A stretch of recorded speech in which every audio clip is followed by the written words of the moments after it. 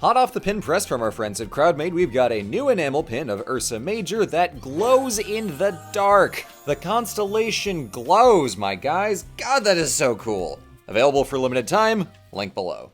Hello everyone and welcome to another detailed diatribe where today I am joined by Red and we're going to be talking about some God of War Ragnarok. Yeah, Dad of Boy 2, Dad Harder. There are more dads and more boys in this game. Point of this detailed diatribe is fate breakers and the concept of prophecy, which is a topic that's been explored in the YouTube space a little bit. Some video essays have popped up in the last couple months since the game came out. I want to highlight two channels that have some wonderful stuff that you might want to check out if you like what we're doing here. One is a channel called Fat Brett, who has a bunch of really good and insightful videos about the different characters, deep diving into each of them. And then another one is Jacob Geller, who has a video comparing God of War Ragnarok and God of War 2. There's some overlap in the points we're making because the game lays these ideas on pretty thick. But if you want to see some more stuff, two great channels that you might enjoy checking out. But as we're getting into this topic here on OSP, Red, you and I have been playing along God of War Ragnarok with our friend Ludo History. I've finished the game. Yeah. You've seen bits to the ending. What's your overall impression of the game so far from everything you've seen? Yeah, well, it's improved from the clips you sent me this morning. Good. I've definitely, of the three of us, been, I think, the devil's advocate in this game. It is indeed gorgeous. The character writing is indeed very solid. I think there's a lot wrong with the way it paces itself. I think it didn't have to be as long as it is. I think there's a solid, 10-hour story in there, and then everything else is padding. Which is, I am the one person in the group who is not playing along, and this isn't really the kind of game I enjoy playing very much either, so I wasn't going to be playing along with this, but I do understand that this game is a lot more fun to play than it is to sort of watch along, especially through all the little side quests and, running around and collecting all the things. And I think that performance-wise and writing-wise, the game is rock solid. I think the way that they do the character arcs is incredibly powerful, especially because they knew that they were going to make this game. Yeah. The previous God of War game is not a complete story. It tells an important arc for Kratos and Atreus, but it doesn't really end exactly. It just sort of tapers off into next time on Dragon Ball Z, which is fine. Not every game actually needs to be self-contained. It's clearly the first half of this whole, and this game makes that game better by appending all, the character stuff to it and all the other stuff. It stops feeling like setup and starts turning into payoff. Yeah. And the one thing that I think is very, very solid in this game is how it does planting and payoff. Yes. Because it kind of trickles it in. The first game, all we're dealing with is Kratos and Atreus. And the way they plant their relationship, we will be happy if Kratos gains the emotional wherewithal to be even slightly complimentary to Atreus once. That's all we need. The fact that he puts a tender hand on Atreus' shoulder is a plot development in God of War 2018. Yeah. The number of times we see him think about it and then not is agonizing. Yep. And the fact that they get us to care that much about Kratos, noted civilization murderer, being slightly good to his kid is very impressive. And then they continue that through the second game. They set up all these character threads, all these people who want something or can't do something for some reason, and make the audience root for them finally being able to do it. And the way that they bring Kratos and Atreus' arc full circle basically plants everything we want and then gives us everything we want with 50 hours of gameplay in between. As you might expect, heavy spoilers. We're going to go through the whole game. That's the reason we're here. But Red, to your point about setup, you're exactly right, because when last we left our heroes, we got a big fat load of setup and drama to go into this new game with. We last saw Kratos and Atreus in Jotunheim, looking at murals depicting everything they had just done in their journey in that game. Whole thing with Kratos' wife, Atreus' mother, Laufey, giantess who had used the giant gifts of prophecy to be like, I think this is going to happen. They're going to kick Baldur's ass. But also, one thing that Kratos sees that Atreus does not is one obscured, kind of half-broken mural depicting Loki, or we know now Loki, or Atreus, cradling Kratos' dead body with literally the text that says death on it, as if it wasn't clear enough. So we begin subtle. Thanks, we begin essentially with the implication of the giants know what they're talking about and they can prophesy pretty well, and they have prophesied Kratos will die. Uh-oh. But also, there are other prophecies at work as well. So after our boys killed Balder, that caused Fimbulwinter, which presages the apocalyptic event that we know to be Ragnarok. Kratos and Atreus don't entirely know what's up with this, but they know it's bad news. So Atreus, who we found out is also Loki, that's his giant name, wants to know what his place is and everything, and perhaps how to stop this big, bad, awful thing that is going on. So Loki's quest for answers and a little bit of like, war, Ragnarok is bad, we should probably be trying to do something about this, but also maybe if Odin sucks enough, I do want Ragnarok to happen. I'm confused and a teenager. This drives the early plot of the angsty game. So the first thing they do is to try and figure out how to get a leg up on Odin and how to learn some stuff, which means they have to go find the old god of war, Tyr, who had been in with the giants back in the day. He's, if they can get him out, if it turns out he's actually alive, which he is, and they can get him out of prison, that's an ally. Maybe they can stop Ragnarok. They bust him out of Odin's prison, and he does nothing. He is so supremely unhelpful. Nothing. He makes passable dirt soup and sits in the broom closet for the entire game. And there is no further plot development that will happen in that thread until the 30 slide mark. Don't worry, we'll get there. So these choices are what sets the story in motion. Independently, Loki discovers what Kratos had learned in Jotunheim, that the giants had prophesied Kratos' death, as well as the fact that Loki will at some point serve Odin. Bad news. So because of this, Loki is operating from two volatile emotions, which is curiosity and fear. He wants to understand himself, and he wants to stop his father dying in Ragnarok. These are not great emotions to be trying to make decisions with, because it clouds your judgment a lot. This puts us in an interesting position of dramatic irony in regards to plotting and prophecy, because there are things that we as the audience know that the characters yet don't. So now Atreus and Kratos both have the same information of Kratos is prophesied to die, but they each don't know that the other one has that information. So that's a little interesting. Classic. So we as players bring some expectations for Ragnarok, because we casually know in our mythological backgrounds that, it involves the death of most major gods, the destruction of all the realms.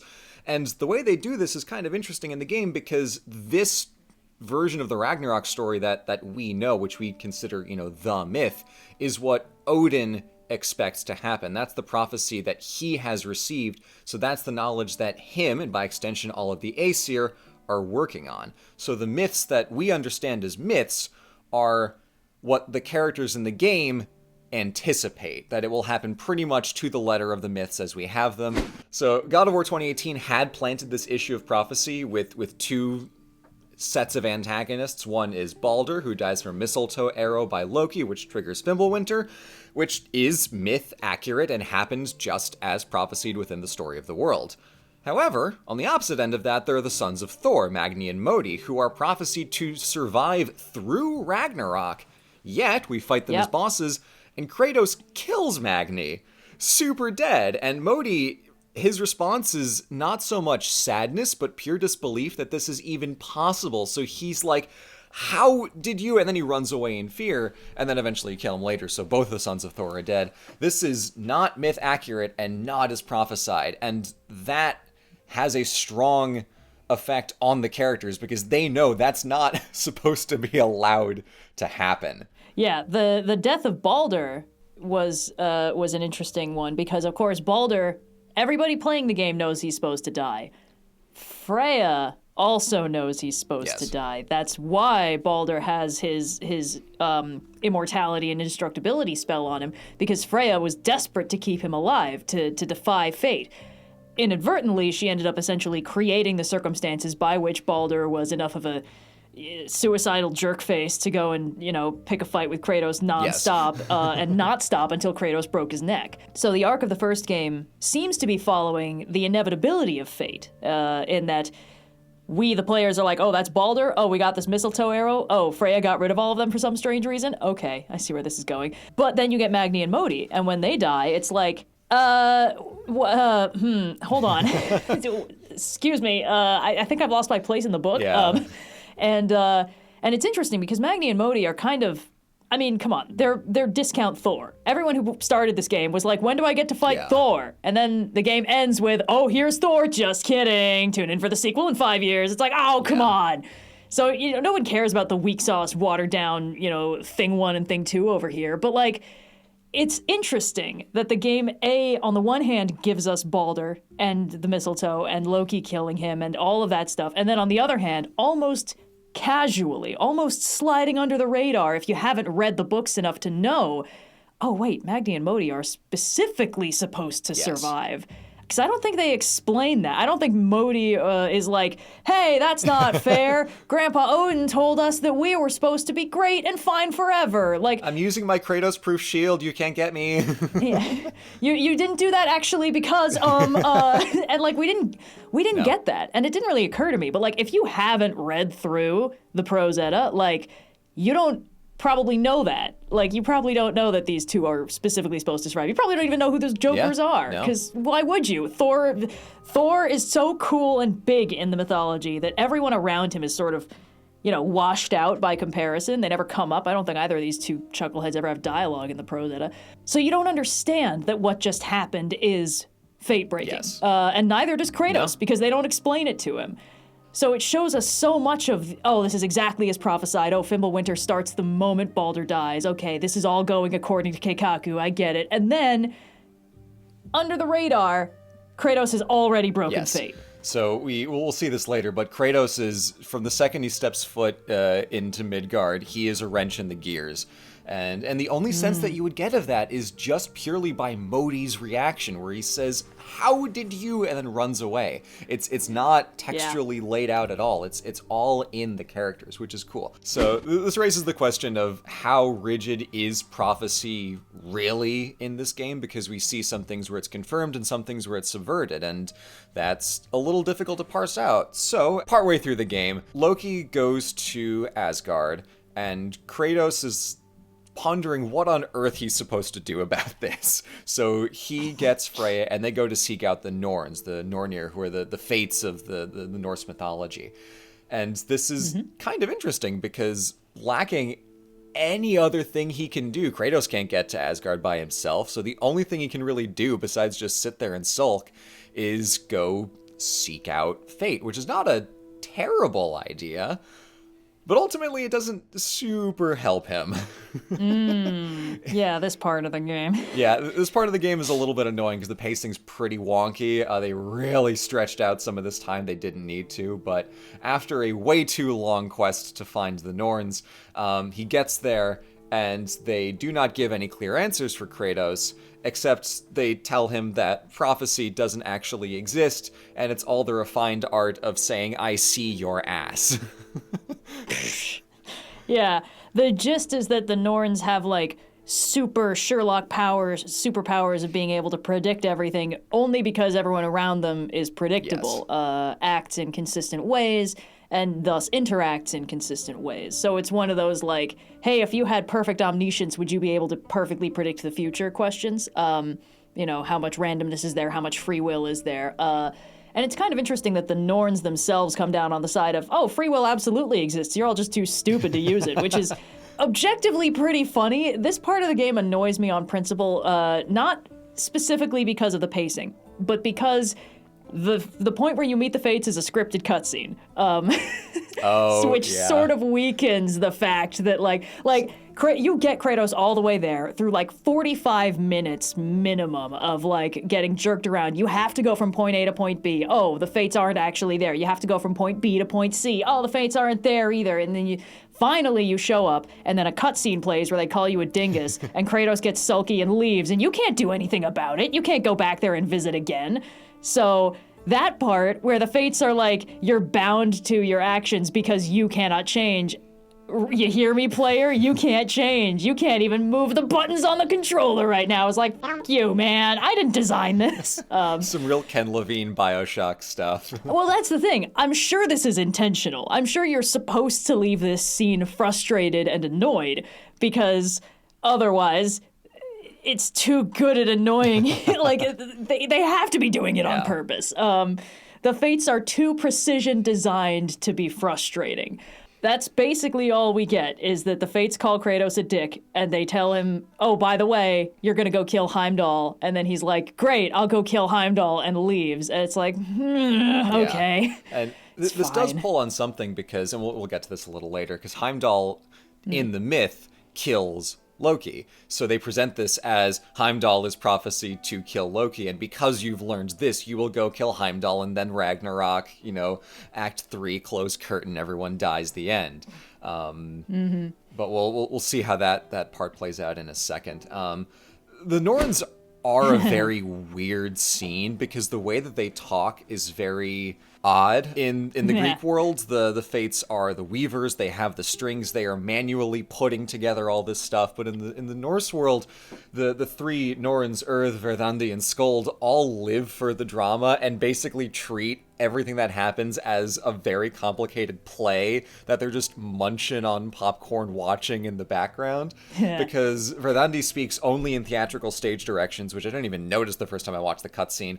Skuld says Kratos's and Freya's lines right out of their mouths as they're speaking, like parroting them in their face, to the point where Freya says something and then turns to Skuld and says, shut up. And Skuld also says, shut up to Freya, which is so funny. I'll be honest, I love Skuld. She's the only one I don't hate. Yeah, and then Earth speaks plainly in regular sentences, but just viciously mocks Kratos and Freya, like absolutely calls them dumbasses, has no patience for any of their shit. So the way that they interact with these characters kind of mirror how fate works. Essentially, they're saying that, literally, Earth says, you come to us, piteous archetype, seeking freedom from your scripts as if knowing your lines will grant you the power to rewrite them. They're treating this all as theater because they don't write the fate. They just know it. So the kind of theatrical construction parallels how they function in this world mythologically. They do not construct fate. They just see everyone's ass. They just know exactly what kind of a basic bitch everyone's going to be. And that's essentially the information they give him, which is not actionable, so Kratos leaves disappointed and we leave disappointed, but it does plant the idea that will be useful later, where there is no rigid destiny, there's only the sum of our choices, and the Norns are aware of this in a way that other people aren't because they see into everyone's soul and know exactly what kind of a basic everyone is. Which is an interesting concept to plant, the idea that there is, free will and all that jazz. The Fates don't control people. This is a good concept to plant in a game where the whole point is these are characters that are transcending their characterization, that are becoming better. The fact that the game itself is a linear narrative that you could functionally cut together and watch as a movie and lose nothing is interesting from a meta-narrative perspective, and I don't know if I like it, but that's me. that's my my nitpicking. I find this game very interesting, and I find this scene confusing in an interesting way. It feels like it was aiming to do something, and I'm not entirely sure it succeeded. Because what it ends up making it seem like is that the Fates are, frankly speaking, completely useless. Yes. They don't do anything. I suppose that is the point, but that doesn't make it annoy me less. Yeah. So, They can dispense prophecy, and on one level they do give Kratos the tidbit of useful information that, Heimdall plans to kill your son in Asgard. But you're right, they don't do anything except wait to go bother people. This is the thing that I've observed in a lot of storytelling. I call it Schrodinger's bad writing, where something will be planted, and you're like, okay, if they resolve this in this way, or if they bring it back in this sort of thing, or if they tie this up, then this was actually good planting for a solid payoff. If they don't do that, this was bad, and the Fates never come back. They don't turn up at the end to be like, neat, that was fun, or anything. They don't even comment on it. We never see them again. And it makes this whole thing feel overall pointless, except from a thematic standpoint, and how much it ties in with the entire point of the game, which is why I'm torn about this. Like, everything that annoys me is clearly intentional. Yeah. And when we were going through this scene on the Ludo History stream with one of his guests, the guy was like, I don't know whether I love this scene or despise it, and there's no middle ground. Yeah. And Adam, Ludo History, said the same thing of like, as a like Norse historian and like, you know, person who's read all this literature, I don't know whether I hate or adore the choice they've made. The discussion between the characters after they leave is really interesting because Kratos, Freya, and Mimir all kind of walk out thinking, what the fuck was that? Along with the player, and they're talking to each other thinking like, okay, so Loki's in Asgard, we suspected that, but now we know that for sure, and Heimdall intends to kill him, so we have to kill him first. And they talk around each other like, wait, but no, but we still do. Well, we couldn't even if we wanted to, because Heimdall can see everything and he can see our intentions. But we do need to kill him, but do we? And they go back and forth, and eventually the line that closes the quest before you get the pop-up of like, you completed the Word of Fate quest is, Kratos says, I will protect the ones I love. I am not about to change. Not about that. It is in, and Mimir cuts him off and says, your nature, well played, Norns, and then that's the end of the thing. So the conclusion is basically like, my hands are tied. Knowing what I know, that Heimdall intends to kill Atreus, I have to act. I can't sit by. I have to take this choice, even knowing that this is part of the prophecy. I've gotta. So we'll follow up on that in just a moment. The thing that kind of colors the whole interaction between Kratos, Freya, and Mimir and the Norns is that they see the worst side of all of them, not because it's the darkest or most, you know, monstrous part of any of them, but they point out and show the most basic, obvious, one-dimensional version of these characters that are incapable of any growth or change. Oh, Kratos feels bad about it. Yeah, but he's still killing gods. He hasn't changed. Oh, give him a trophy. He gets weepy after he snaps someone's neck. Doesn't make it any better. He still killed Freya's son, my guy. So on paper, yes, Kratos is, you know, a different version than he was. He's wiser, he's more careful, he's much more calm, but he still kills gods. So has he truly changed is, at the end of this scene, an open question. And Kratos has dealt with the Fates before. He's been in a situation like this, where in the case of God of War 2, he was betrayed and killed by Zeus. He dies. He got better. Kratos he's been through that before. Yeah, classic stuff. So he seeks out the Sisters of Fate to go back in time to before he basically poured all of his godly power into this one sword that Zeus then used to immediately kill him. And the Fates are like, classic. Well, no, that's our boss. No, thank you. So he kills them and forcibly returns to the past to undo his fate and then call a do-over. Then, of course, beating up Zeus and precipitating the events of God of War 3. Strictly speaking, this is cheating. He brute forced his way into doing a mulligan on his fate and get the ending that he wants, like doing the choose your own adventure, and you get to the bad end and you're like, no, I didn't mean that. Yeah. Flip back. That's why you always got to leave a finger on the previous page so you can always go back.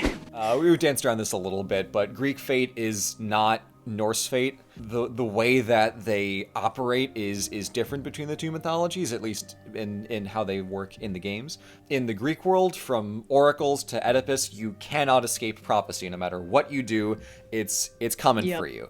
Oedipus tries to escape his fate, falls headlong into it. In God of War 1, an oracle tries to stop the god of war and prophesies that, like, oh, the god of war will destroy Olympus. Kratos, you gotta go kill him. And of course, Kratos becomes the god of war and destroys Olympus. Becomes the god of war. So even the oracle even falls into this. Yet, for Kratos, his fate wasn't set in stone because he had the willpower and godly brute force to just shatter that stone, kill the Fates himself, and go back in time and do whatever he wanted. So for anyone who's mortal, you're stuck. You're in it. But for someone who has divinity and just boatloads of plot armor and power, you can break a hard-coded fate. In the Norse world, that's not the case. The gods and mortals are just as bound to fate. Prophecy affects everybody, and as long as everyone keeps being their basic selves, it's gonna go exactly as prophesied. Gods are prophesied to die in Ragnarok. You can't escape it just by being powerful. You can't punch your way out of fate like Kratos could in the previous games. Yeah, and it's interesting because how much of this can be derived from Norse mythology is probably the most debatable part of Norse mythology, because the question of the role that Ragnarok played in living Norse mythology is one of those probably unanswerable ones, because all the sources we have, post-Christianization by like 200 years. We got nothing. So the fact that post-Christianized narratives about the Norse gods centralize Ragnarok, the twilight of the gods, that, okay, the old gods are going to die. They knew this. They had a whole thing about it. Odin wanted to understand Ragnarok, sought out people who could tell him about it. But Odin is pretty candid in the Eddas about, like, yeah, this is going to happen and this is going to happen, and we all hang out with Loki even though we know what's going to go down there. And there's this sort of doomed inevitability present in the mythology that may or may not have been present in the living religion. Yeah. But because of the only perspective on it that we have and the specific biases of it, we can't really know how much that really interesting and poignant doomed inevitability laced into the mythology and folklore was true originally, quote unquote, for whatever originally means for a living religion. We're dealing with a highly filtered picture. Yeah, but it does have this very interesting perspective specifically in the game, which is that there is this understanding that Ragnarok is inevitable, but the gods are not at peace with it, and Odin is constantly trying to find more information about it and ways to manipulate it. And all the prophecies about Loki and what he's going to do, well, again, things where I'm like, I don't know if I like this or not. Loki basically does absolutely nothing that Loki is supposed to do in the mythology at any point, because he is so late to the party. Like, all the god stuff has already happened. Thor already has his hammer. Sif seems to already have her golden wig. And Loki wasn't there for any of that. But yes, overall, the way that fate plays out in Greek mythology is very, very much like, this is inevitable, and people learning their fate only means that they are guaranteed to accidentally stumble into it on the road they take to avoid it. Whereas in Norse mythology, fate exists and people don't fight it exactly. They take steps. It seems more like they are at war with fate, and wars move slowly. Like, okay, Odin is going to try and look into ways to stop this from happening, but also, Freyr did this thing, and now he doesn't have his sword, and because of that, he's going to die in Ragnarok. And it's just all these pieces moving on the board, but nobody's trying to fight back, or, if I just get rid of this one kid who's destined to defeat me, I'll be fine. What do you mean he came back 20 years later, super buff and mad? What? That's crazy. Yeah, so Kratos has always been the wild card. He killed Magni, he triggered Fimbulwinter on prophecy, but early. Everyone expected Fimbulwinter to come a lot later than it did. In any case, we have this kind of understanding within the context of the story that the Aesir don't know what to do about Kratos. As soon as he shows up on their doorstep, he's doing things they don't expect, that they can't control for, that sometimes fulfill prophecy, sometimes break it, but he makes them afraid, which is why the very first thing that happens in God of War Ragnarok after you get back home is Odin and Thor show up, and Odin's like, hey, let's try not to kill each other, because I don't want to deal with you. Yeah, let's make a deal so I can understand and control you, because I don't like it when you just do your own thing and mess up my... And that's essentially Odin's 3-part plan for anything, which is, first, I will try to charm and negotiate with you. Failing that, I will attempt to subjugate you. Failing that, I will attempt to kill you.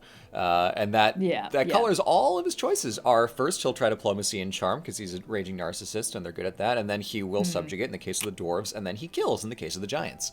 So, anyway. With all that floating in the air, what does Kratos do about prophecy now that he knows this? And he knows that if he does this, he's going right into the prophecy, and then he might get himself killed.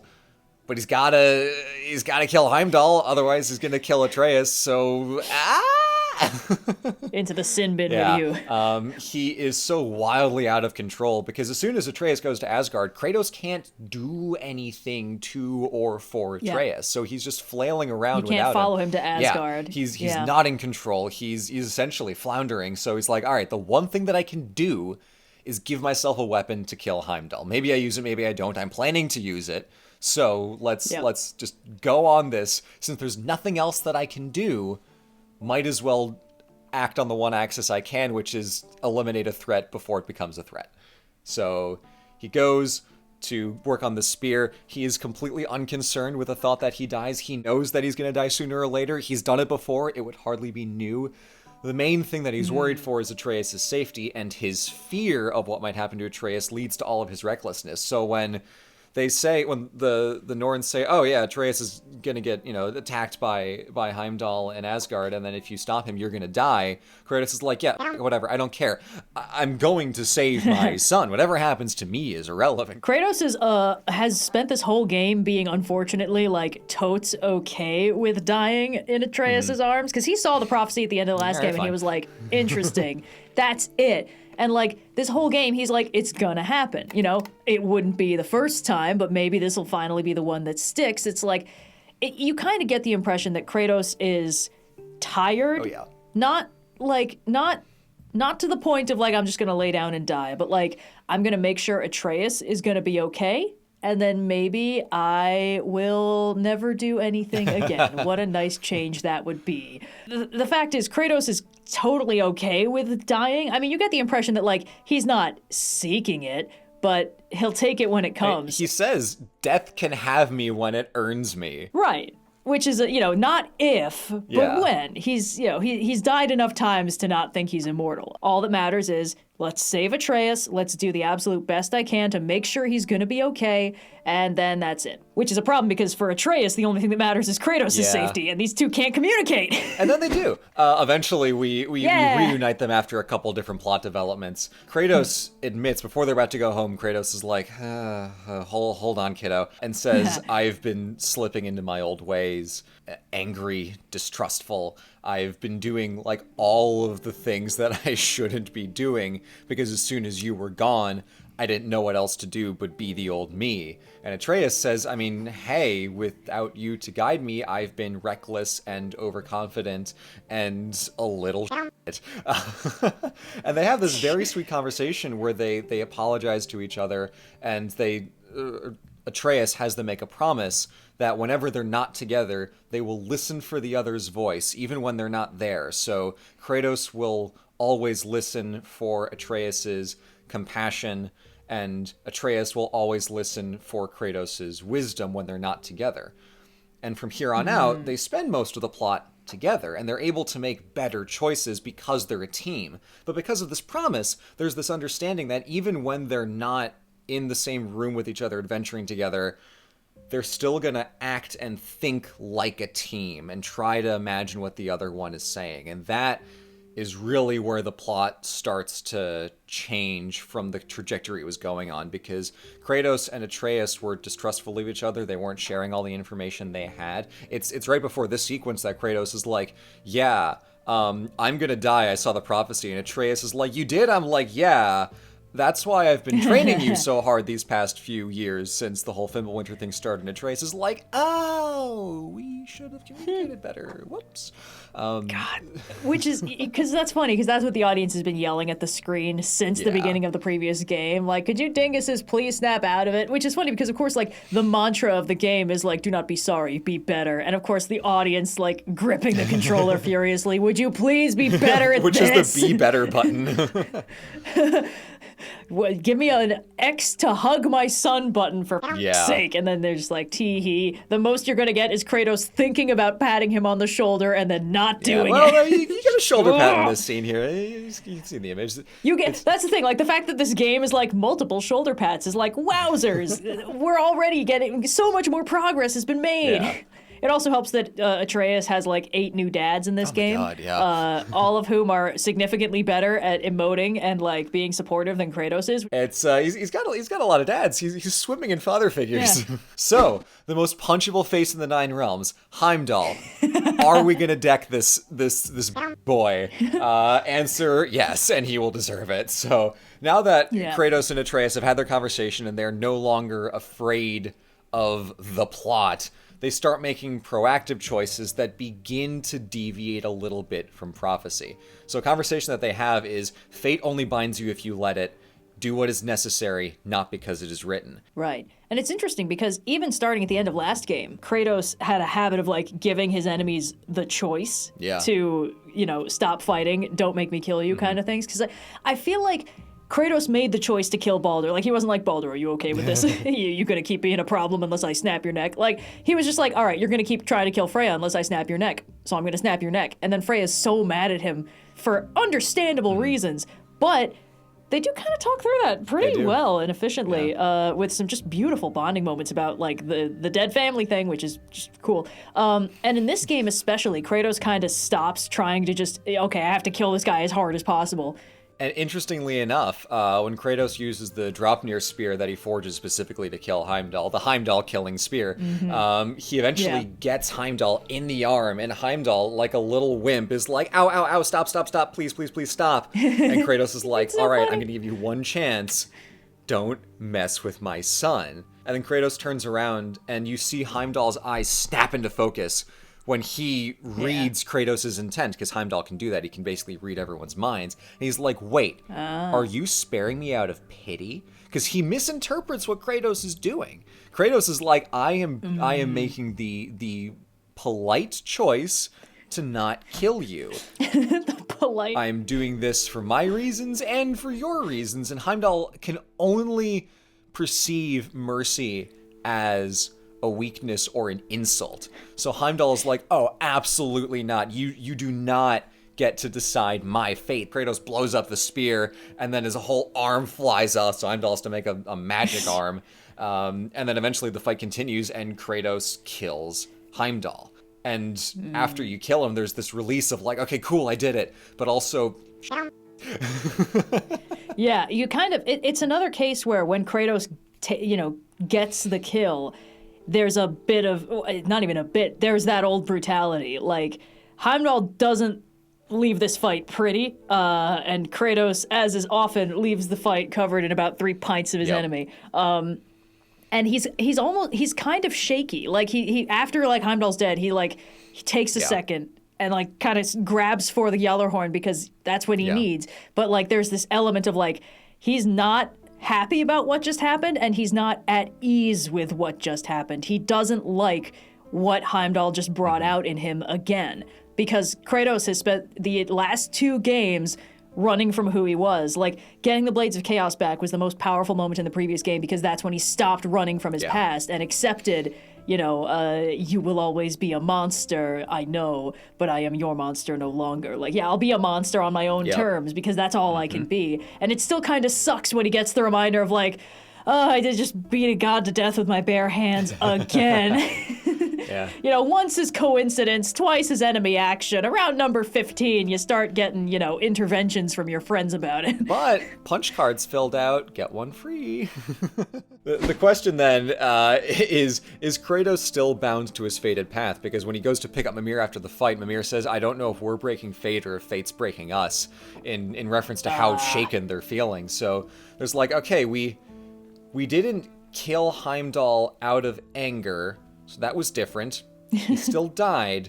So that's not good. But whose fate was that? Was it my fate to kill him, or was it his fate to die? And obviously the end result is the same, but is there a little bit of movement that we're starting to see here? That's the question. Next, things start happening very quickly. Tyr is not actually Tyr. It's a scam. He was Odin. Yeah. Worst deal in the history of trade deals probably ever. Brock gets killed. Everybody is extremely sad about it. Our heroes then resolve to deck Odin, as is what he deserves. So then Kratos and Atreus go to recruit Surtur, who they need to turn into a giant monster at Ragnarok to destroy Asgard. The prophecy that Loki had seen is that Surtur and his wife Sinmara combine into this one like mega Zord thingy to go destroy the realm. But when they go to find Surtur in Muspelheim, he's just sitting there, not really doing anything. And when Loki's like, hey, we need you to combine with your wife to go destroy Asgard, he's like, ha ha ha, absolutely not. Leave my wife out of this. We're not playing that game. Eventually what they manage to make work is they do combine Surtur and Sinmara, but Sinmara's not consumed because they use her heart. Surtur and Sinmara traded hearts a long time ago so that they could be separate but together, so that they would not fulfill this prophecy of destroying each other by being consumed into this monster. It mechanically works because there is a part of Sinmara that is consumed. It's her heart. But Surtur and Sinmara had already done this. That was their choice to do earlier, independent of all this stuff that's going to happen later. And because of that, Sinmara lives. So the prophecy is fulfilled, but it is subverted because of the choices that they two made. So this also gives a little bit of a sense of like there's some movement here. This isn't quite as rigid as we thought it was. After that, of course, they do get the monster out of Surtur, and Kratos blows Gjallarhorn to commence Ragnarok, and then off we go, Ragnarok time. We're in the Disney's Marvel's Avengers 4 Endgame now. It even has the panning shot with all the portals opening. It's beautiful. In any case, how to beat fate with one simple trick. This is a conversation that happens partway through the Ragnarok, where Loki sees these innocent Midgardians who had been camped out outside the wall, building a little settlement for themselves that had been invited in by Odin. One of the characters' names is Skjoldir, which is the Danish for shield, Icelandic for shield. It's one of them. It's also a meta play because Skjoldir is a human shield. Odin brought these Midgardian refugees in to put them in front of the walls to slow them down when they came to do Ragnarok, and then harden the rest of the Asgardians against them because they would see Kratos and Atreus and gang mowing through all these innocent civilians and be like, oh wow, yeah, Odin will fight by you because these guys suck. They're killing innocents. Yeah. Woo! The name's Shield. Human Shield. God! That's brutal! Yes, horrible. So Atreus sees this and he's like, okay, now close your heart to it, close your heart to it, close your heart to it. War is won by people who are willing to sacrifice. And Kratos, like, turns and sees these gears turning in Atreus' mind and sees the places that will lead him to. Kratos turns to him and he's like, hey, son, actually I was wrong. Please do the opposite of that. Open your heart to their suffering. This is actually extremely important and was in fact your mother's one wish. We can work around this and not kill them. I'm aware that we have a giant monster that is barreling down toward Hrimthur's wall. In the immortal words of Sonic Adventure, open your heart, it's gonna be all right. This detailed diatribe will be a solo act for the next half hour to conclude.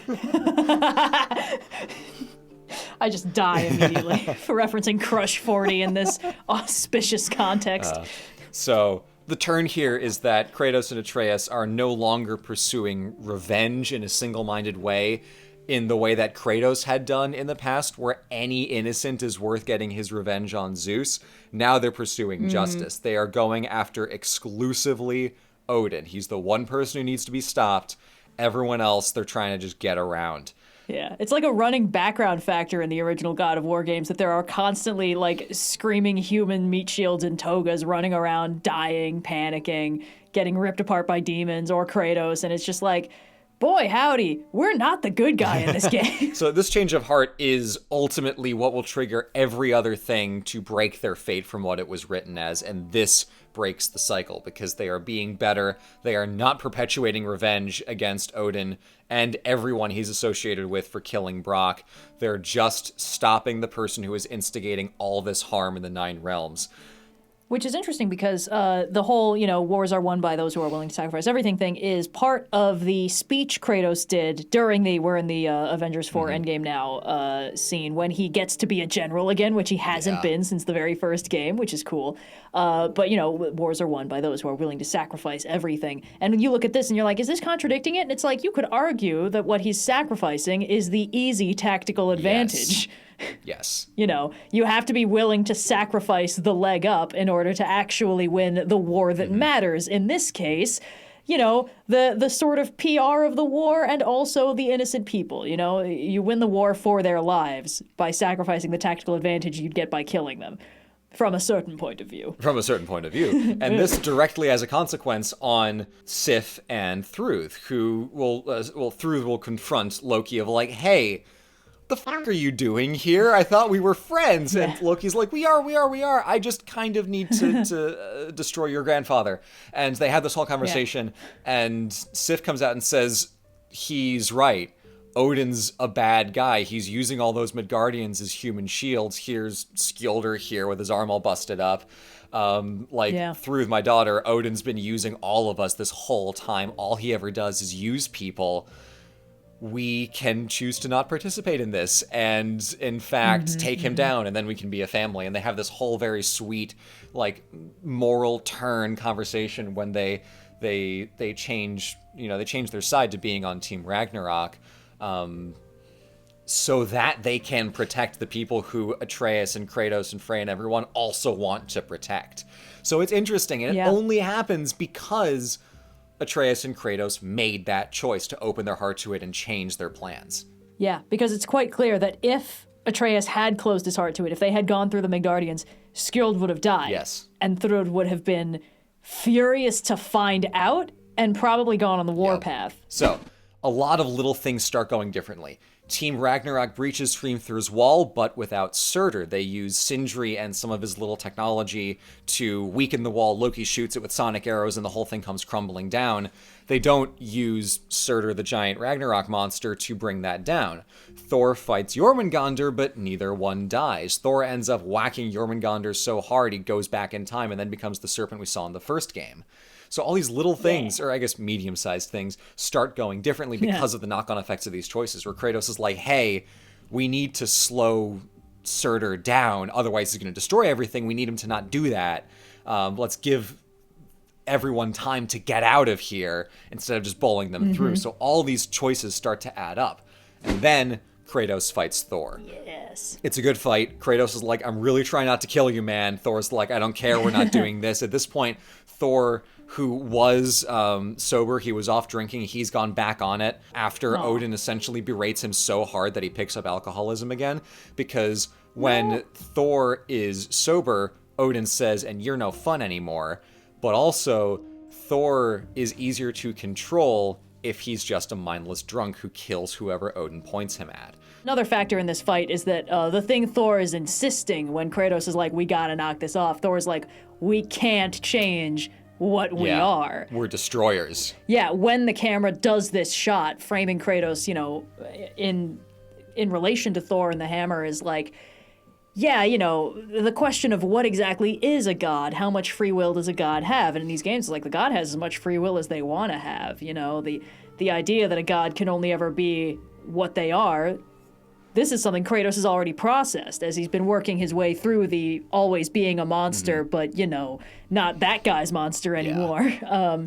So it's a really compelling fight. There's a lot of it's a good boss fight. Kratos gets Thor to a point where he's functionally beaten. He's stabbed him right through the hand with his knife, having a hard time swinging that hammer the same way.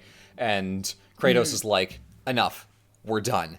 This ends. And Thor says, do you have any idea the things I've done? Kratos says, yes, of course I do. But we can still choose to be better. For the sake of our children, we must be better, is what he says. He's like, I know you've done horrible things. So have I, dude. That doesn't matter anymore. If we choose to be better, we can put that behind us. Who we were does not have to be who we are. I, Kratos, am choosing to spare you, even at great cost to myself. I don't remember exactly how he phrases it, but it's basically like, what we've done is horrible. It's about what we're gonna do next that matters what now. What will you do next? You know? Yes, that's exactly what he says. You're right. Yeah, like we can't change the past, except for that one time I did, but we can't do that again because I killed the fates. We can't change the past, so what are we gonna do with our future? And the fact that there is a choice is, a scary thing to think about. So Kratos makes his, and then Thor eventually pulls his hammer down a little bit. Odin jumps in and says, "What are you talking? What are you doing? I didn't tell you to talk. Are you broken? You kill who I tell you to kill." Odin's just finally saying the quiet bits out loud. Yes, exactly. He basically says, "You are my monster. I'm gonna point you at him, beat him up." And Thor says, "No." So Kratos makes his choice, Thor makes his, and then so does Odin. Odin, 2 nanoseconds after Thor is like, "I'm done," Odin pulls out a spear, boom, right through the chest, kills Thor right out. As soon as Thor stops being a weapon for him, he becomes a liability, and Odin's like, "Oh, I have no longer subjugated you. I have to kill you." Yep, we've moved on to stage 3 of my plan. Yes, exactly. He can't charm Thor the way he was able to charm Loki, so he just berates the man and abuses him into this position of subservience, and then when that breaks, immediate. And he blames Thor for the death as he's killing them. He says, "I didn't want to do this." That justification goes away when you come to that conclusion within 2 seconds and stab the guy. And the heartbreaking thing is, Thor was making no move to attack him. Thor was just standing there and taking the abuse. He doesn't ever look like he's going to try and fight back. And that's heartbreaking for a guy as brutally powerful as Thor is characterized in this game. Yeah. Because that's kind of how these family dynamics kind of work. So there's a lot of this game where it's like, I feel like this would be very heavy for some of the audience. Yeah. And this is just heartbreaking. Yeah. No, it is extremely sad. I mean, this scene is, and then Thor shows up just in time to see Thor just disappear into a cloud of blue dust. And then Odin takes Mjolnir and throws it at Thor to knock her away, which is like insult to injury. You're attacking this girl with her dead father's weapon. F*** you, Odin. Yeah. Well, it's going to be her weapon now. Yeah, so. Exactly. Fight happens, whole big thing. Freya gets her moment to be like, "You dumb boy. F*** you." And then win the fight. Eventually, he is physically bested. And Loki comes down to him and says, I know you've wanted this. Look, we can choose to be better." And Odin says, "No, I can't. I have to know what happens next. I will never stop." And Loki, with such pain in his face and his voice, says, "Why did he have to say that?" Because he was waiting for Odin to say anything else, and he would have given him a chance. But he says, "I will not stop. I cannot and will never, ever stop chasing what I'm chasing and doing to people what I do to people best, which is just destroy them." So he takes Odin's soul out of his body with the same spell he used on Fenrir at the beginning of the game, puts it in this little marble. It's a whole plot MacGuffin, thus perfectly mirroring what the prophecy was, but swapping in Kratos for Odin. One thing to add, in the scene before this, it's a little bit brief, but basically when they're fighting Odin, at one point he breaks the ground beneath them and they fall into the area under Asgard, where there's this crack in reality that Odin's been obsessed with trying to study. And part of the reason he and Atreus were working together earlier is that he has this mask that he needed Atreus to find pieces of, and he basically tells Loki, "You're the Jotnar champion. You're the one who has to put on this mask so you can peer through the crack and tell me what's on the other side. It's, it's what you were meant to do. It's your fate, your destiny, et cetera, et cetera." And then it kind of pans over to Kratos. Kratos is like, "Hey, kid, whatever you want to do." Yeah, and he says, "I trust you." Yeah. And Atreus breaks the mask and the crack seals, and Odin is livid, and that's what kicks off, the most furious part of the boss fight, because this is the only thing Odin actually cares about, and Atreus just destroyed it. Loki/Atreus has spent the entire game trying to figure out what his purpose is, and Odin gave him a purpose. He said, "Your purpose is this. This is the destiny of the Jotnar champion. You're the only one who can make this mask work.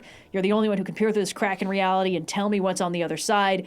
This is your destiny." And at the end of the game, Atreus is like, I don't want to do it. It destroys the mask. Actually, this destroys the mask. And that's kind of the most overt illustration of breaking his own fate. Literally breaking the object of his fate. And just, it disappears, and that's what sets Odin off. Because Odin is so desperate to know these things. Odin doesn't have the comfort of a fate that he likes, so he was trying to take advantage of Atreus's fate. You know, you're the Jotnar champion. You have to do this thing which will give me what I want.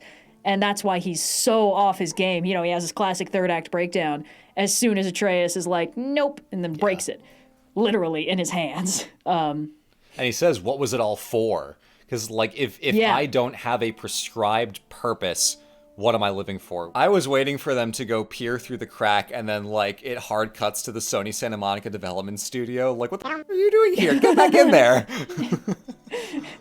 Animating those goofy little out-of-canon GIFs they released with the game. So this pulls it all together. Kratos and Loki escape their fates because they change, because they become better. Odin never can change, so he remains bound by prophecy, and he dies. And because he took the unnecessary step of killing Brock, Sindri swoops in and then takes that little marble that Atreus puts Odin's soul into and smashes it and says, that's what comes next. So Odin... Which I love because, like... Well, when he marbles him, they're all kind of like, well, what do we do with this? And they, like, hand it over to Freya, and she's like, I don't think I need to kill him for closure. And Sindri just swipes it out of her hand. And nobody's like, Sindri, no! They all just kind of watch. It's like, yeah, you know what? That's fine. Whatever makes him happy is off the table, but whatever gives him closure. So that essentially closes the book on all this Ragnarok-y business. There is one thing that I didn't include here in a slide, but the character of Angrboda, who up till this point we haven't mentioned, who shows Loki a lot of this prophecy stuff and then gives him a minor existential crisis about it. She herself is dealing with the struggles of not having a fate prescribed for her, aside from you show Loki this stuff about who he is, and then nothing else is written about you. Maybe you participate in that snake thing to make Jormungandr, but that's pretty much it. And she's like, well, what am I gonna do then if that's all my prophecy says? And Loki's like, look, just because you don't have something written doesn't mean you can't do anything. A lack of a defined path does not preclude you from taking one. So she and Fenrir show up in this boss arena when, you know, Surtur's sword is coming down to destroy the world, and helps pull them all out to stop them all from what would have otherwise been certain death. She... Certain death. Certain death, yeah. So she, by choosing to participate in this story where she wasn't... Her name wasn't on the attendance sheet for Ragnarok, but she still showed up anyway, saves a lot of these people, except for the one person who does die on Team Ragnarok, who is Freyr. There's an interesting question of what exactly is going on fate-wise, because he dies in the myth. There's no inclination of why he has to die in game. I mean, he sacrifices himself so that Freya can get out. Yeah, he does like a heroic sacrifice to cover their escape. I think that one works because that's his choice. Also, part of the reason he dies in the myth of Ragnarok is that he doesn't have his sword. There's a lot of focus put on in the game. His sword is like sentient and flies around, and he like whistles for it. He does the like MCU Thor thing with it, where he like swings it around and then flies off with it. It's great. So it's like, okay, he dies in Ragnarok, but not for the same reasons. He doesn't die because he's weaponless and helpless. He dies with his sword in his hand because he chooses to. Also, the thing with Angrboda is it's a cheeky myth reference because Angrboda is Loki's wife, and she's basically only ever brought up in the context of when Loki is bound under the earth with the venom dripping into his eyes. She holds the bowl over his face, and then when she has to empty it out is when he gets venom-eyed. It's pretty rough. I kept waiting for them to even reference that in the game, and it never happens, which is probably because he's just a little baby, so I understand why they didn't want to bring it up, but it's like, you got Loki, and you didn't reference the one Loki thing. Whatever. So the fact that she's like, yeah, there's very little written about me overall in the corpus of literature. It's like, I'm lucky that I even have a name. Is like, The choices that everyone makes collectively are what allow Ragnarok to have the good ending, and most of Team Good Guy to get out and make it back. There's finally a very emotional scene with Kratos and Atreus as they're kind of like coming to terms with what their futures look like, where Atreus says, look, I have to go do this thing on my own, but I'm going to remember our promise. I'm always going to listen for you, and you'll always listen for me. And Kratos has the most heartbreaking line in the entire game, which is, Loki will go, and he puts his hand on his chest and says, Atreus, Atreus remains. That, I lost Yeah. it. Everything else I was like, yeah, that's sweet, and then I was like, oh Yeah. god, it's happening! So very, very sad, Yeah. very, very touching to finally have that, like, they have the big hug, and then They hug! They actually and hug! you On the see, subject like, of planting and payoff. Kratos almost, like, loses himself in the hug a little bit, and then you see him, like, kind of, like, jolt back for a second, do the little, like, shoulder pat, and then kind of, like, hold himself at a distance from Loki to look at him like, all right, son, you can do it. Because, like, he's in that hug for, like, a few seconds, and he's like, okay, I got a job to do, you got a job to do, I can't let this be forever. And then he's like, okay, you gotta go, Yeah. I gotta let you go. It's very sweet, very And this sad. is what we've been rooting Yeah, for the since the whole first time. game of like, hey, dickhead, hug your f***ing Yep. kid. And then finally it happened. So after that, Atreus and Angrboda go off, and Kratos goes to the back of this little panel that they were looking at that shows Kratos' entire journey from Greece to the events of God of War 2018 and Ragnarok, and then finally this last panel that was the version of the panel where Thor is standing over Kratos' dead body with Loki cradling him in his arms. But here, and you can see the little Thor figure in the bottom right in the background, here there's a new that's what that picture is. that was painted by presumably Faye, possibly someone else, not entirely clear, of Kratos being worshipped as a god. Earlier in the game, there's a line where Odin says, has anyone ever prayed to you? Has anyone ever worshipped you? Can you even imagine that kind of love? No. And Kratos can't. He can't. He was Yeah, he worshipped by can't. the He's never Spartans, but felt it it. wasn't a loving relationship in the slightest. And being the god of war has mostly just been a tool for him to murder gods more Yeah. efficiently and people if necessary. So like it just, or not even if necessary, you know, if he's low on health. Yeah. So the mere thought that now that he's basically done something both divine and good, saving the people from Ragnarok, saving the people from Odin, the fact that he could actually be worshipped and praised for his accomplishment, you can kind of see it shake him. Yeah. And the thought that Yeah. that Faye believed in him, that he could be better, is very, very affecting to Kratos. And like you see it in his eyes, he gets a little misty, and then Freya and Ymir show up and they're like, what have you seen? And Kratos is like, oh, it was nothing. I was merely putting dirt in my eyes to be a brave The Spartan. full like guy liner streaking like everything's fine. Gosh. Let's go do some post game stuff. So this is really the culmination of like Kratos had one fate, but because he's changed, this is the new god that he is and will be. Yeah, or could be. What I like about this is that this isn't exactly the panels. Like all the panels that we've seen so far in the game are like, you know, the giants made them. It's like metal enameled on wood or something like that. And the previous panels, it did show, okay, yeah, some of the stuff that Kratos did, a little bit post-fate breaking. This is Faye drawing over it. This is Faye essentially being like, look, the prophecy says this. I'm gonna cover it over with this. And it doesn't make it look like this is like, oh, this is the false thing hiding the truth. It's like, this is what could be. It's the same color. It's the color Faye used in the golden handprints guiding him as like, this could be where you go because of what you've done. And he the fact that he can see, you know, stare his potential future in the face and see that it's beautiful and want to pursue it. Or perhaps, you know, accept that it is what is going to happen now that he's done these things. Like, you know, being worshipped is something he doesn't have much of a hand in. He's already done the good thing well worthy of being revered. And then the fact that he's got this little connection back with Faye, you could almost see this as Faye being like, this is what I always saw that you could be. Not what you were and not what you were fated to be, but what you could be. And now you're here. And only by him and Atreus learning to work together and love each other, because Kratos alone could not do this.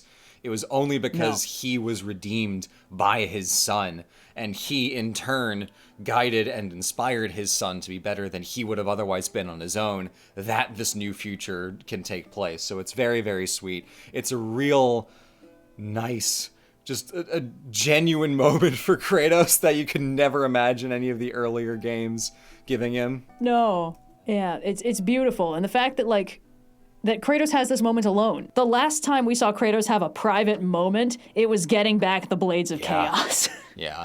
And then he was literally haunted by the possibly metaphorical ghost of Athena, who also could just be there with him again. One of the things that I think this game did very well is giving Kratos more people to talk to. because one of the things that I loved, like legitimately, is when he and Freya, there's this period of time when Freya's like, all right, I'm going to work with you to get rid of my curse that's keeping me out of the other realms. But after that, I might kill you. And he's like, fine, whatever. But as they're making the journey, they have this dialogue. Kratos is the kind of character who has a huge amount of terrible in his past, but is too emotionally constipated to volunteer this information under any circumstances, basically. So when Freya is like, I don't even remember what she says. Like, you know, do you have any idea what it's like to lose a child? And he's like, yes. And she's like, oh, and he kind of explains a little bit, like, you know, I was driven to madness by this god. I didn't realize, but I'd killed my child and my wife. And she's like, I'm so sorry. And it's like, yes, validate how terrible that was. Like, it's the sanity check of having somebody else be like, bro, that's, oh my God, are you okay? Yeah. No, famously not. No, no. Moving on. I do also think, like, exactly that. The Kratos of the previous game would not have felt comfortable enough to volunteer that information. No. And it's only because he opens up and is willing to be vulnerable that he is able to convince Freya to maybe not kill him immediately. And they sort of end up with this like warriors bond of like, yeah, bro, you've been through some shit. I've been through some shit. Like, you can't imagine being married to Odin. I can't imagine all that other stuff. It's fair. And like, there's this like mutual respect of like, boy, that sucked. Anyway, but we finally get to the point where if you put him in an isolated situation where it's just him and his thoughts, there's emotional vulnerability there too, where previously we would have never gotten that. So as we come to this discussion of fate winding down, Red, do you know what the real plot twist of God of War Ragnarok is? I don't think I do. It's not that Tyr was Odin. It's not that Kratos survives. The real plot twist of God of War Ragnarok is that fate is a metaphor for generational trauma. Oh, there it is! Hey-oh. That tracks. That makes a ton of sense, especially as mentioned with the uncomfortably real way that Odin and Thor's family relationship is written. Yes. Oh, baby. So there are a lot of information that I have on the slide here, starting with, for the sake of our children, we must be better. So in the last game, Kratos says the cycle ends here, we must be better. He keeps on saying this, do not be sorry, be better, be better, be better. It's always this.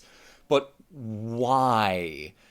The implication that we see explored in this game is that we have to be better so that our children do not inherit the wrongs and the traumas that we have done or had done upon us by, you know, each other or our parents.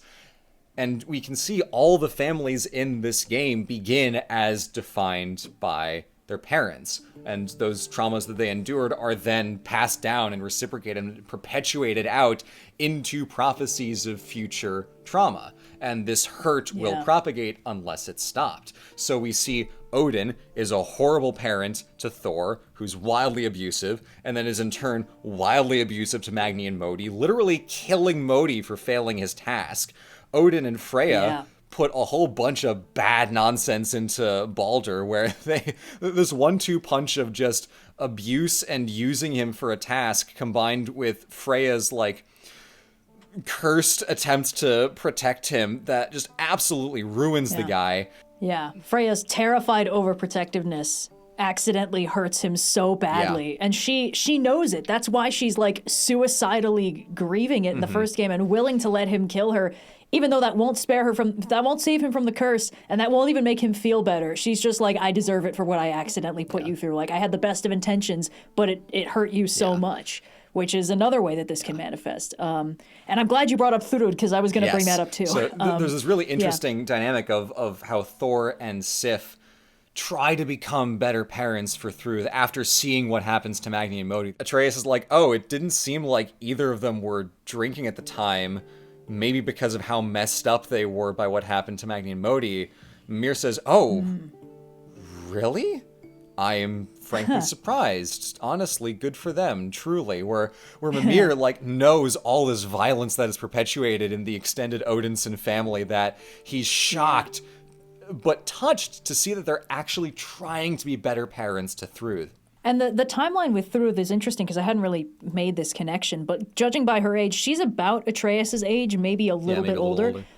which means she was a child during the events of the first game, which is probably why, like with Magni and Modi, it's like those guys were full-grown warrior gods, following in their old man's footsteps of being drunken, bully assholes.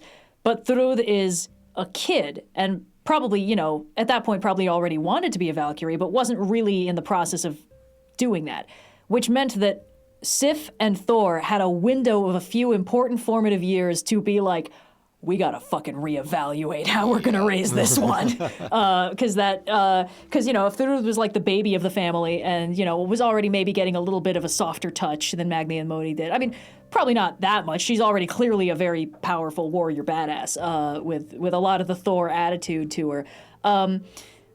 But it's clear, the thing that's going on with Thrud is that she wants to be a Valkyrie, and she thinks that Sif is why they won't let her do that. She thinks that Sif is being protective or something.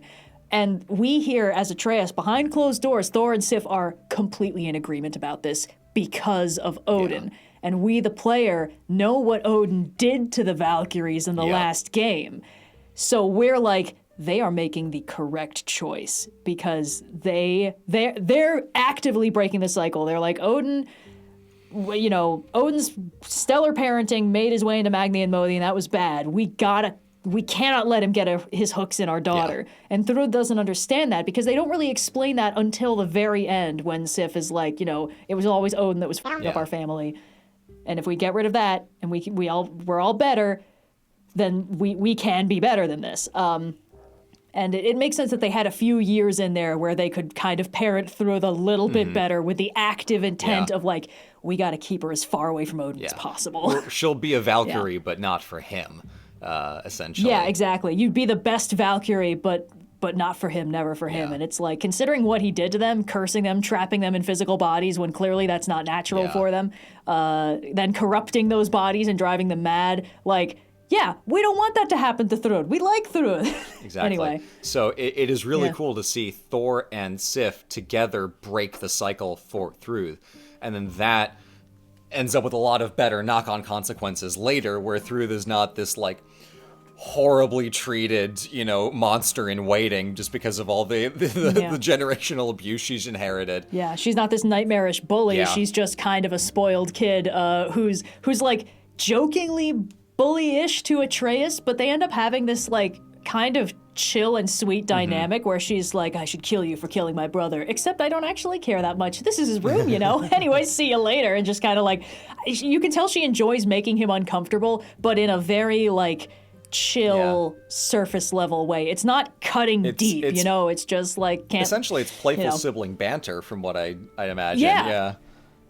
Yeah, it's like, okay, we can't let them get too comfortable, you know? Oh, you're going to be sleeping over at my house? That's great. Bullying time. Like, she's clearly always been the baby sibling, so it's like, oh, look at this scrawny little nerd for me to affectionately headlock and, you know, noogie a little bit. Like, heck yeah. And you can tell that Sif is kind of like she doesn't super like Atreus. No. She doesn't super trust Atreus, but she kind of clearly likes what Thrud and Atreus are doing. And I think she grows to trust Atreus more by seeing their dynamic with each other. Sif is the one who stops Thrud from killing Loki in Ragnarok. Exactly, yeah. She's the one who's like, no, they're making the correct choice. And Sif clearly went out to save the Midgardians that were being used as human shields, because she comes in with the guy. Yeah, Skjolder, injured, clearly to shelter him in their house, and then like finds Thrud like with Atreus at sword point, is like, okay, everybody come. Yeah. Sif was clearly already taking action to make things better, but now she's like, I'm okay. Forget surreptitiously making this less bad for the Midgardians. We're going to actually join Team Ragnarok. Yep. We're going to make this right. Of course, we also see the cycle broken between Zeus, Kratos, and Atreus, and then I put it in here. The story of Angrboda is deliberately obscured with what her parents were up to, why they died. We don't even get their names, but we understand there was some breaking of the cycle between her grandmother Grilla and her, that she ends up being a very like well-adjusted, well-intentioned, benevolent person. It seems likely, because the way that Angrboda describes her relationship with Grilla is another like, oh, that's a little uncomfortably real, of like Like, look, yes, she's a monster, but also, you know, there were beautiful moments. Like, she was the only one who could make this food that I loved, and, you know, she's my grandmother. I do love her. She loves me. But at the same time, like, their boss fight with her is really rough because Angrboda is like, can we please stop doing this? And Grilla will not let that happen, which makes it pretty clear that Grilla was probably not the best parent. To whichever one of Angrboda's parents Grilla was the mother of, which begs the question, which of the Yule lads is Angrboda's dad? Yeah, true. So it's pretty clear that they raised Angrboda very well because she's quite well adjusted about everything. And the fact that that fate is another term for generational trauma in the context of this game does reframe a lot of this, of like, we can always choose to be better. Yeah. It's either way, whether you're trying to break prophecy or trauma, it takes change. You have to grow and evolve. But trauma, while inherited, is neither definitive or immutable so long as we make that choice. If left alone, it will perpetuate into infinity, but that cycle can be broken. Who we were, who our parents were, does not limit who you or we can be, because we can always choose to be better. Yeah. And it's beautiful. That's all my slides. QED. Woo! Yeah. Red, how are you feeling about Schrodinger's bad writing now that we've come to the end of this? I'm feeling good. As mentioned, the character writing of this game is the one thing that I think I have no problems with. The way they establish the themes by writing the character arcs of all these different characters is very, very interesting. The difference is shown not to be these guys are bad and these guys are good. It's shown these guys are not going to be better and these guys are going to be better. I think that the way that the story of this game is structured is very, very good. With our whirlwind tour of the ways in which we can all break our fates concluded, I think I've said just about everything I want to say in this game. Again, thanks to other creators who've made some really great video content about the wonderful story in this game. Definitely worth checking out. I'll have those linked. But aside from that, bye! That's my favorite bit.